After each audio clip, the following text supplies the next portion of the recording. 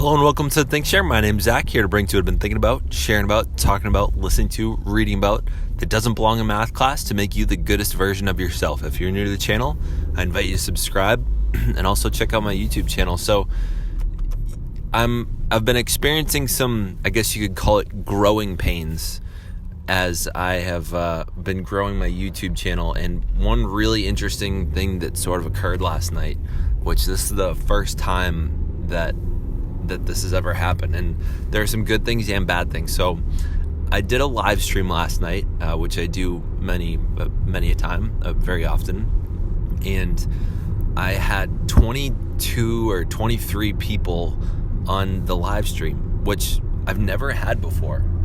I normally have between 2 to maybe 7 people watching at any given time. So for me to have 22 people, that's 7 to 3 times as many people as I'm used to. And what you might not realize is that along with that extra attention is there's a lot of chattiness that happens. There's a little chat section, and so people are talking back and forth. Often I really thrive off those chats and those comments because they provide good stuff. They provide feedback. They ask me questions. I usually answer them, and it's just a great place to continue talking from. When people are asking live questions, it's really engaging when the person actually answers them. So I normally do that, and last night I could not keep up with them. This was one of the first times I've done the live streaming on a mobile device, and because of the way that it's set up, it's really hard to see the chat at the same time as recording the live stream. So I don't think I'm ever going to be able to do live streams on a mobile device unless I plan on really just not checking the chat at all. So that was an interesting sort of growing pain that I discovered last night. When I'm on my laptop, it's much easier to follow along with the comments in the chat and answer those questions.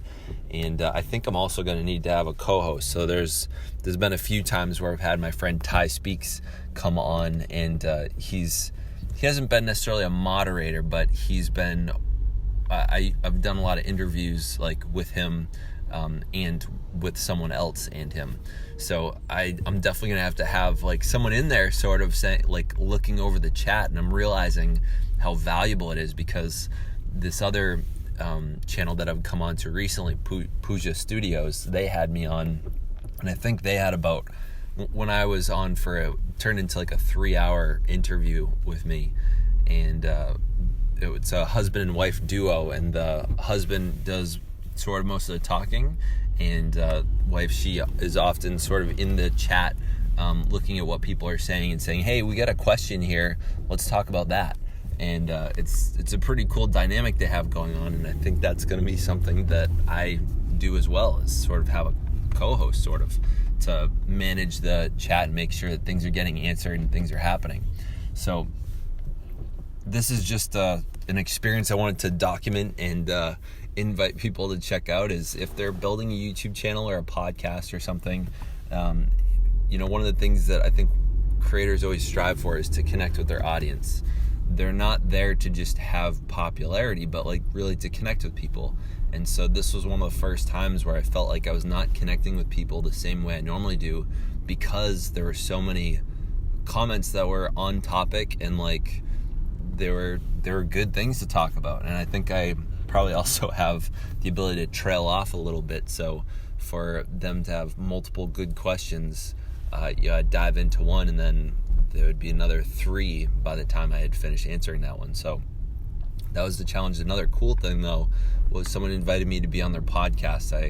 I realized the other thing that needs to happen is when you have that flurry of chat, you actually have to have another form of communication with people. So I invited people to email me rather than just talking to me in the chat. Another new issue that I've never had to deal with before. So if you're new to me or to the channel, I really invite you to check out my YouTube channel. It's really what I put a ton of effort into. I put a lot of love into it, and I've been getting a lot of attention recently because of a couple of videos that I've made regarding the gay pride flag in my classroom, and so because of that, I think I attract a different kind of audience than I normally do. Normally, the kind of audience that I'm attracting is sort of people that are just there for the video but not interested in subscribing. But I think a lot of people have really appreciated me and decided to subscribe. So in fact, my other channel, my Zachary Watson channel, which is the first one I started with, has just outgrown my ThinkShare channel because this one of those videos went viral, and it's up to almost 50. Actually, this morning it hit 50,000 views. So there's been a ton of comments, a lot of subscribing has been happening along with that video. So I'm really thankful for the growing, and it creates a new set of problems, and I'm excited and eager to find good solutions for those problems. So thank you for listening. I hope this was valuable to some of the people that are growing their own channels and seeing some of those problems, because it means you're doing something right, I think. So thank you for listening. Stay weird, humans.